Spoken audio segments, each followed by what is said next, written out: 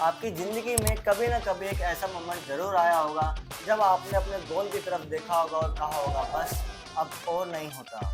सो ऐसा अक्सर क्यों होता है? क्यों लोग अक्सर अपने गोल के पास पहुंचने के बाद गिव अप कर देते हैं? तो दोस्तों, मैं हूं सुमित और मैं हूं शैलेंद्र। और आज हम जानने वाले हैं क्यों एक आम आदमी आम से सक्सेसफुल आदमी बनता है, एक खास आदमी बनता है। तो बने रहिए हमारे साथ इस वीडियो में और जानिए क्या है सक्सेस का असली मंत्र। तो यार ऐसा क्या होता है, लोग थोड़ा सा स्ट्रगल करते हैं और बोल देते हैं कि नहीं हो पा रहा, बहुत हो गया। चल, इसके पीछे बहुत सारे कारण हो सकते हैं, जैसे कि अनरियलिस्टिक एक्सपेक्टेशन, इंट्रिंसिक मोटिवेशन नहीं होना, या इंस्टेंट रिजल्ट की चाह, या फिर कंटिन्यूअस एफर्ट ना मारना।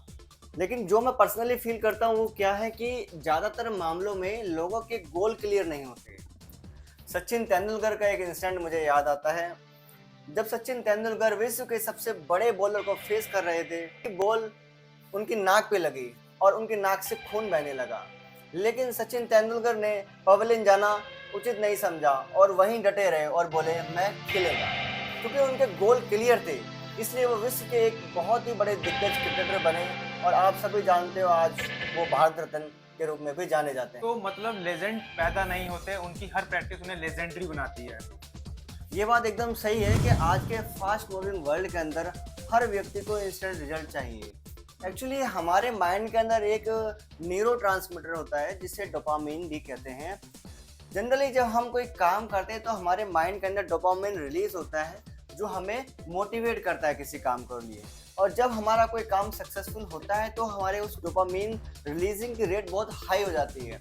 हमें लगता है कि हमें सक्सेस मिल रही है और इसलिए हमारा मन उस काम को रिपीटेडली करने का करता है। लेकिन जब हमें रिजल्ट नहीं दिखता तो हमारा डोपामाइन ड्रॉप हो जाता है और मोटिवेशन में कमी हमें फेलियर जैसी दिखने लगती है, जबकि साइलेंटली हमारी प्रोग्रेस वर्क कर रही होती है। Most of the people give up not because they are weak but because they expected progress faster than reality delivers.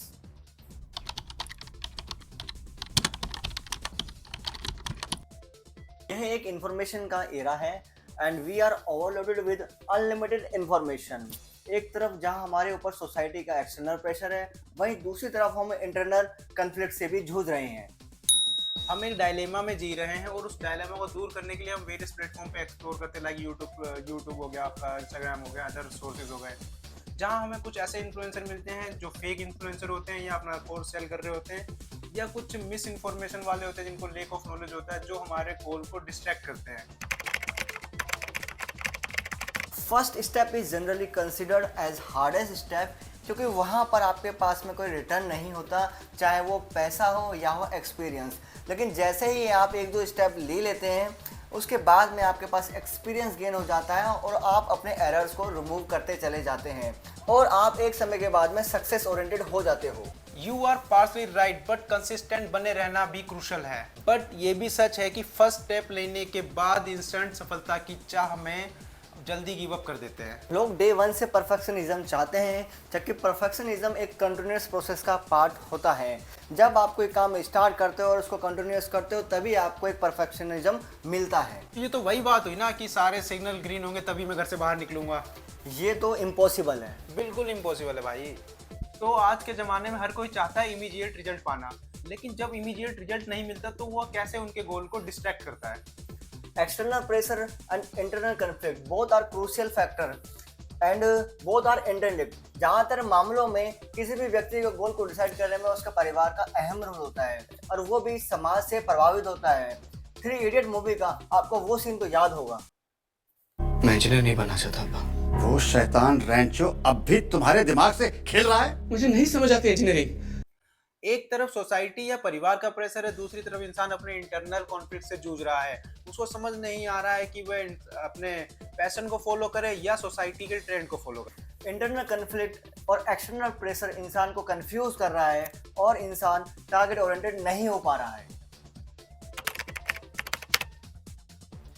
कई बार ऐसी सिचुएशन आती है जिसमें चाह कर भी अपने गोल की तरफ मेहनत नहीं कर पाते हैं, फिर वहां पे एक ही ऑप्शन बचता है, क्विट। तो क्या है वीक क्विट और स्मार्ट क्विट, चलिए जानते हैं आगे। There can be two cases. पहला केस ये है कि आप अपनी कैपेबिलिटी को समझ गए और इसलिए आप क्विट करना चाहते हो। दूसरा केस ये भी हो सकता है कि आपकी परिस्थिति वर्तमान में आपको सपोर्ट नहीं कर रही है कि आप अपना गोल अचीव कर सको, पहले केस में क्विट करना एक अच्छा ऑप्शन हो सकता है, लेकिन दूसरे केस के अंदर आपको बिल्कुल भी क्विट नहीं करना चाहिए। वर्तमान स्थिति को देखते हुए अपने प्लान को, अपने गोल को पोस्टपोन कर देना चाहिए और जब आपकी परिस्थितियां सामान्य हो जाए तो वापस से आपको अपने गोल्स पर रिटर्न करना चाहिए और दोबारा से तैयारी शुरू करके अपने गोल को जरूर अचीव करना चाहिए। अक्सर आम लोगों की ज़िंदगी में देखा जाता है कि अगर एक बार गोल पीछे रह गया तो उसे ट्रैक पे लाना मुश्किल ही नहीं, नामुमकिन सा हो जाता है। लोग अपने गोल से पहले फैमिली प्लान कर लेते हैं, जिससे उन्हें फाइनेंशियल सपोर्ट की कमी महसूस होने लगती है और इंसान सोचने लगता है कि खर्चे बढ़ गए हैं, जैसा चल रहा है चलने दो, अब हमारा गोल नहीं प्राप्त हो सकता और हमारा गोल पीछे रह जाता है। नो डाउट फाइनेंशियल प्लानिंग के बिना फैमिली प्लानिंग करना आपके गोल को आपसे दूर धकेल सकता है, लेकिन आम आदमी भी जिसने फाइनेंशियल प्लानिंग के बिना शादी कर ली है वो भी अपने गोल को अचीव कर सकता है। ये मुश्किल है लेकिन ये अचीवेबल है।